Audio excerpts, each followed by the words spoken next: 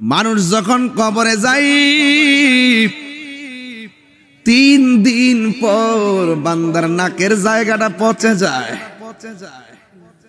এই জায়গাটা যেই মাত্র পচে যায় তখন পেটের ভিতর দিকে কিরা বের হয়, কিরা পোকা।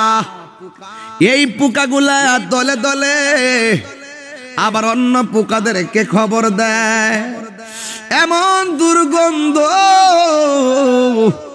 এমন দুর্গন্ধ রে, আমি তাহিরি হুজুর বানায়া কথা বলি না রে বন্ধু। আপনারা জবানটা খুলে কোন, আমাদের আসল ঘরের নাম কি, বিল্ডিং না কবর? 3 দিন পরে নাকটা পচে গেছে, পেটের ভিতরে সবগুলো এই দিক দিয়ে বের হবে, এখান থেকে পচনটা শুরু হবে। এইভাবে পচতে পচতে বডির মধ্যে পচন ধরে ফেলে। এই পচন ধরার পর যখন নাকটা পচবে, এরপরে 6 দিনের মাথায় কি হয় জানেননি?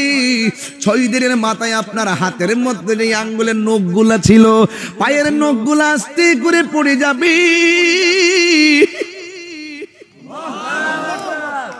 আরে এত সুন্দর বডি, এত সুন্দর চেহারা, এত শক্তি আমার, নিতর দেহ কবরে।